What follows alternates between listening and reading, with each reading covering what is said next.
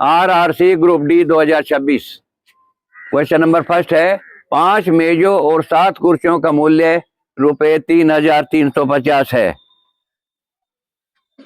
एवं 4 मेजों और 3 कुर्सियों का मूल्य ₹1,900 है। एक कुर्सी का मूल्य क्या है? वो 300 है रुपये, वो 250 है, वो 450 है, वो 320 है। माना मेज बराबर, तो मेज का मान लिया, मेज का मूल्य कितना है? X रुपये। और कुर्सी का मूल्य कितना है? कुर्सी का मूल्य कितना है? Y रुपये। तो 5 मेजों का मूल्य कितना हो जाएगा? 5X जमा कितनी कुर्सी हैं? 7 कुर्सियों का मूल्य कितना हो जाएगा? 7Y बराबर हो जाएगा 3350। समीकरण नंबर 1। और फिर क्या क्या है? 4 मेजों का मूल्य कितना हो जाएगा? 4X जमा 3 कुर्सियों का मूल्य कितना हो जाएगा? 3Y बराबर 1900। समीकरण नंबर 2। समीकरण पहली समीकरण को इस x के गुणांक से गुणा कर दो, 4 से गुणा, और समीकरण 2 को कैसे गुणा? x के गुणांक 5 से गुणा कर दो। ये कितना हो जाएगा? 20x जमा 2 4 7 28, 4 7 28y बराबर 4 0 0 4 5 20, 4 3 12 2 14, 4 3 12 1 13। ये समीकरण नंबर 3 आ गया। और ये क्या हो गया? 20x जमा 15y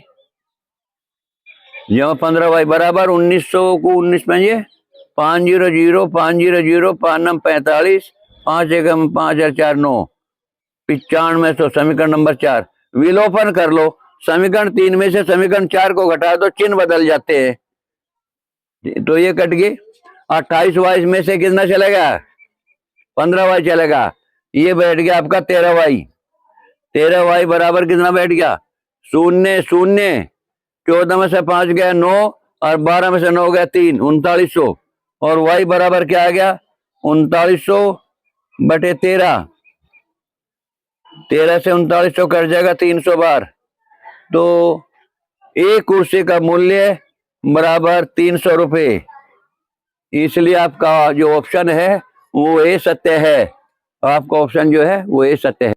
हम देखो क्वेश्चन नंबर 2 है, किसी वस्तु का मूल्य 350 रुपये है। यदि सेल्समैन इसे 14% के लाभ पर बेचे तो वस्तु का विक्रय मूल्य है। तो कौन सा विक्रय मूल्य का? 4 ऑप्शन है। ₹399 होगा, ₹395 होगा, ₹459 होगा, या ₹364 होगा। 4 ऑप्शन दे रखे, इनमें से एक ऑप्शन सत्य है। तो हल कैसे होगा? बहुत ही आसान सवाल। हल होगा क्रय मूल्य जमा क्रय मूल्य का कितने परसेंट? 14%। क्रय मूल्य का 14% निकालकर क्रय मूल्य में जोड़ दो, ये भी क्रय मूल्य हो जाएगा। हल बराबर, यानी कि ये विक्रय मूल्य हो जाएगा तुम्हारा, विक्रय मूल्य। और ये हल बराबर हो जाएगा क्रय मूल्य कितना? 350 जमा 350 का 14%, 14% बराबर 350 जमा 350 गुणा 14/100। 0 से 0 गया, 2 से कट गया 5 बार, और 2 से कट गया 14 7 बार। ठीक है। 5 से 35 कट गया, 5 7 35।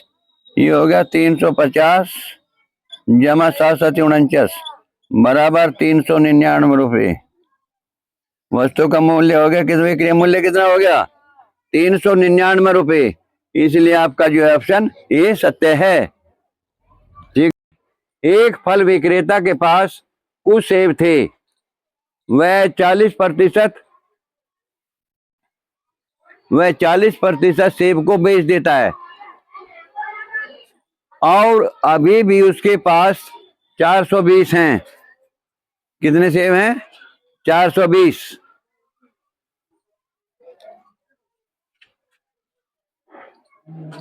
शुरू में उसके पास कितने सेब थे? 4 ऑप्शन है, कितना आसान सवाल है। कितने सेब थे शुरू में, पता नहीं कितने थे, लेकिन 40% बेच दिए उनने। अगर 100 थे तो 40 बेच दिए।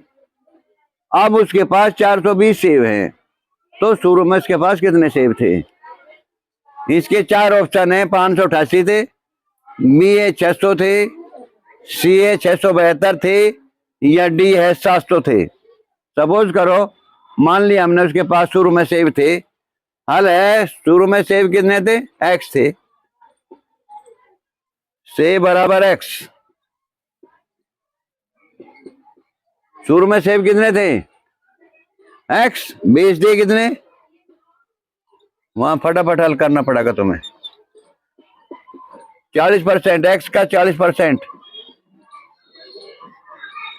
अच्छा, कितना बराबर, एक्स का 40% काटो, एक्स गुणा 40/100। 0 से 0 गए, 2 दूनी 4 और 2 पंजे 10 बराबर 2x/5। शेष बचे कितने, शेष बचे x माइनस 2x/5 बराबर शेष। लेकिन शेष बचे कितने शेष बचे, 420 बराबर 420 के है। ये तो x के पदों में है, ये तो 5 से गुणा कर दो, इसे हल हो जाएगी समीकरण। तो 5x माइनस यहाँ गुणा करें माइनस 2x बराबर 420 में 5 की गुणा करें कितना है, 5 0 0, 5 दूनी 10 और 5 चौक 20 और 1 21। तो 5x में से 2x गए, कितना बच गया, 3x बराबर 2100 और x बराबर कितना आ गया, 2100 को 3 से भाग दो बराबर 700। इसलिए आपका ऑप्शन जो है वो डी सत्य है। शुरू में उसके पास 700 सेब थे। एक व्यक्ति 12% प्रतिवर्ष के साधारण ब्याज पर बैंक से ऋण यानी कि लोन लेता है।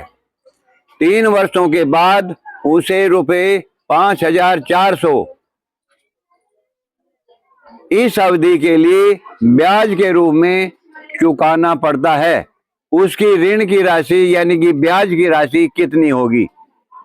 4 ऑप्शन है, रुपए 2000 होगी, रुपए 10,000 होगी, रुपए 15,000 होगी, या रुपए 20,000 होगी। यानी कि उसने बैंक से कितना लोन लिया था, मूलधन कितना था। ठीक है, तो ये कहीं का सूत्र है, साधारण ब्याज। साधारण ब्याज का सूत्र है, क्या सूत्र हो साधारण ब्याज का, मूलधन गुणा दर गुणा समय बटे 100। माना कर्ज बराबर, यहां ये भी मान लो शुरू में, माना कर्ज बराबर कितना कर्ज लिया, बराबर x रुपए। शुरू में x रुपए उन्होंने उधार लिए, कर्ज लिए, ये मान के चलो। तो ब्याज कितना बैठा, 5400 बैठा, 5400 बराबर मूलधन कितना था, मूलधन तो x रुपए था जो उन्होंने लिया था। दर किस पे हिसाब से ली, 12% के हिसाब से। समय कितना था, 3 वर्ष बटे 100। ठीक है, अब इसकी गुणा यहाँ कर दो, 54 के आगे क्या 0, 1 2 3 4 बराबर 12 3 36x आ गया, 36x। ठीक है, तो x बराबर कितना आ गया, x बराबर आ जाएगा 54 के आगे कितनी 0, 1 2 3 4 बटे 36 18 दूनी 36, 18 3 54 कहें 0, 1 2 3 4 4 0 आ गई। ठीक है, 1 2 3 4 4 0 आ गई। 2 से कट जाएगा, यू कितना, 2 से काट दो, 30,000 है, 30,000 यू आ गया आपका 15,000। तो x बराबर कितना आ गया, 15,000। 15,000 ये ऋण आ गया, कर्ज है जिसे मूलधन भी कहें। तो आपका जो ऑप्शन है वो सी सत्य है। अब ये क्वेश्चन नंबर 5 है। भारत में आए पहले यूरोपीय थे। भारत में आए पहले यूरोपीय कौन थे जो यहाँ व्यापार करने आए थे। वे ब्रिटिश थे, वे फ्रांसीसी थे, या वे डच थे, या वे पुर्तगाली थे। डच भी एक जाति होती है। तो कौन आए थे सबसे पहले भारत में, व्यापार करने के लिए आए थे और फिर यहाँ के शासक बन बैठे थे, तो वे थे पुर्तगाली। सबसे पहले पुर्तगाली आए थे यहाँ, ठीक है। इसलिए आपका ऑप्शन जो है वो डी सत्य है।